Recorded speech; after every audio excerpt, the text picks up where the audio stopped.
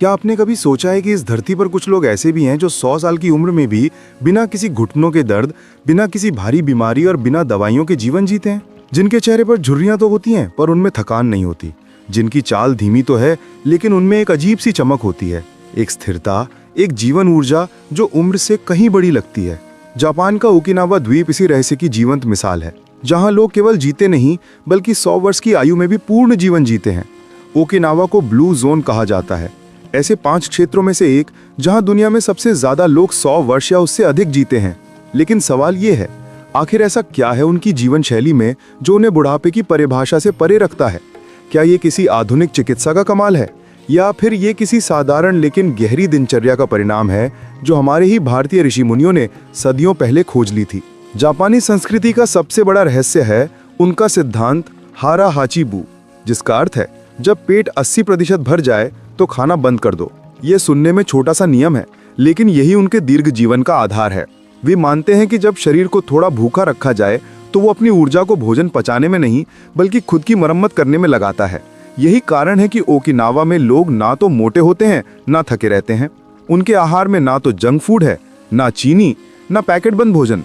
वे खाते हैं बैंगनी शकरकंद, हरी सब्जियां, टोफू, मीसो सूप और समुद्री शैवाल, जिनमें calcium, iron, omega 3 fatty acid और एंटीऑक्सीडेंट्स की भरमार होती है, जो न केवल जोड़ों को मजबूत रखते हैं बल्कि शरीर की सूजन को भी खत्म करते हैं।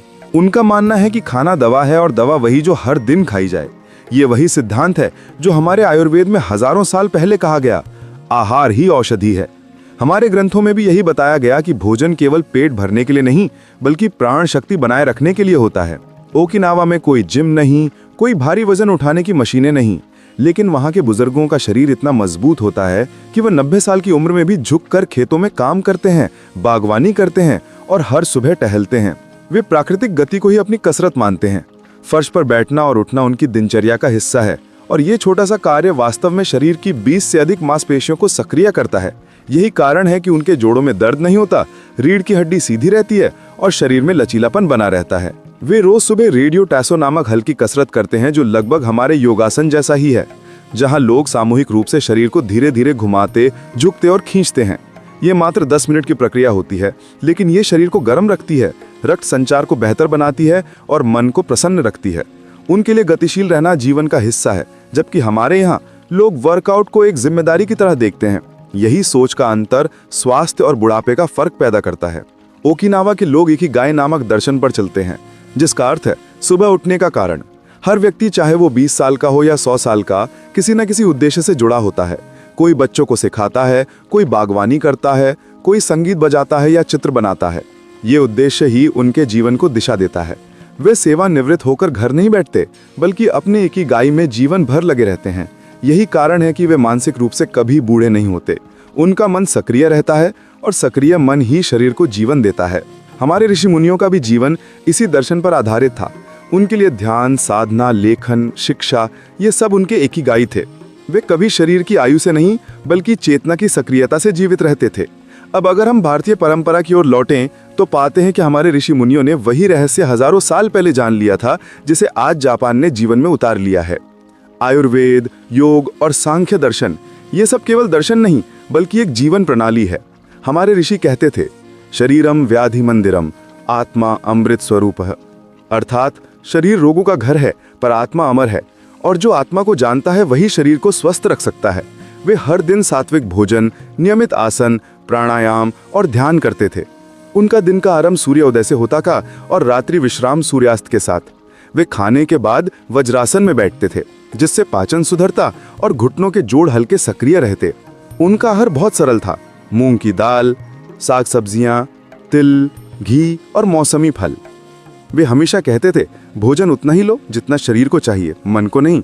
और यही बात आज विज्ञान भी कहता है कि कैलोरी रिस्ट्रिक्शन यानी कम खाना शरीर को बुढ़ापे से बचाता है। योग केवल कसरत नहीं बल्कि शरीर और आत्मा का संवाद है। वज्रासन, पवन मुक्तासन, त्रिकोणासन और ताड़ासन जैसे आसन घुटने और रीढ़ को मजबूत बनाते हैं। जब आप रोजाना 10 मिनट भी नाड़ी शोधन प्राणायाम करते हैं तो शरीर में ऑक्सीजन का संचार बढ़ता है, रक्तचाप नियंत्रित रहता है और मस्तिष्क शांत रहता है। विज्ञान ने सिद्ध किया है कि जो लोग नियमित ध्यान करते हैं उनके मस्तिष्क की उम्र धीमी गति से बढ़ती है। तनाव, चिंता और गुस्सा ये सब सूजन के कारक हैं जो जोड़ों और नसों को कमजोर करते हैं।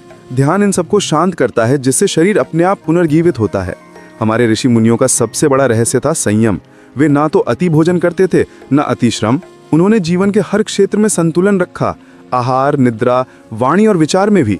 ब्रह्मचर्य केवल यौन संयम नहीं, बल्कि ऊर्जा का संरक्षण था, ताकि वो ऊर्जा ध्यान, साधना और स्वास्थ्य में लग सके। वे हमेशा कहते थे, नित्यम योगः, नित्यम तपः और नित्यम संयमः। यानी जो व्यक्ति अनुशासन को आदत बना लेता है, उसे ना रोग छू सकता है, ना बुढ़ापा। अब सवाल ये उठता है कि क्या हम आज के व्यस्त भाग दौड़ बढ़े जीवन में ये सब कर सकते हैं? उत्तर है हाँ, बिल्कुल कर सकते हैं। बस 3 सरल सिद्धांतों को अपनाना होगा। कम खाओ लेकिन अच्छा खाओ। अपने भोजन में हल्दी, अदरक, ताज़ी सब्जियां और ओमेगा 3 से भरपूर तत्व शामिल करो। शाम को हल्का भोजन करो और हारा हाची बू का पालन करो। बैठो, पर वज्रासन में बैठो। हर भोजन के बाद 5 मिनट वज्रासन में बैठना पाचन के लिए जादू जैसा है। रोजाना थोड़ी पैदल चाल रखो, सीढ़ियां इस्तेमाल करो, शरीर को निष्क्रिय न रहने दो। और सबसे जरूरी, अपने जीवन का उद्देश्य खोजो। हर सुबह अपने आप से पूछो कि मैं आज क्यों उठ रहा हूँ। भले ही वो उत्तर छोटा हो, जैसे किसी को मुस्कुराना, कुछ नया सीखना या किसी की मदद करना, लेकिन यही तुम्हारा इकिगाई होगा। जब जीवन में उद्देश्य होता है तो शरीर उसे निभाने के लिए खुद को स्वस्थ रखता है। 100 साल की उम्र में भी जवान बने रहने का रहस्य किसी दवा, डॉक्टर या जिम में नहीं छिपा। वो हमारे भीतर है, हमारी आदतों, विचारों और अनुशासन में। जापानी और भारतीय जीवन शैली दोनों हमें यही सिखाती हैं कि दीर्घायु का अर्थ है संतुलन, गतिशीलता और उद्देश्यपूर्ण जीवन। अगर हम ओकिनावा के लोगों की सरलता और अपने ऋषि मुनियों की गहराई को मिलाकर जीवन जिएं, तो हम भी ऐसे जीवन तक पहुंच सकते हैं जहां उम्र केवल एक संख्या रह जाए, जहां 60 पर भी शरीर 30 जैसा महसूस करे, जहां बुढ़ापा अनुभव लाए लेकिन दर्द नहीं। तो नेक्स्ट टाइम जब आप थकान महसूस करें या घुटनों में दर्द उठे, तो याद रखिए, आपके भीतर वो शक्ति है जो आपको पुनर्जीवित कर सकती है। बस हर दिन थोड़ा थोड़ा हारा हाची बू, वज्रासन और इकिगाई को अपनाइए, क्योंकि दीर्घायु की चाबी किसी देश की नहीं, आपके अपने अनुशासन में छिपी है। आशा करता हूँ ये जानकारी आपको पसंद आई होगी। जाते जाते वीडियो को लाइक कर देना और कहानी सुनो स्टोरी टेलर चैनल को सब्सक्राइब कर लेना।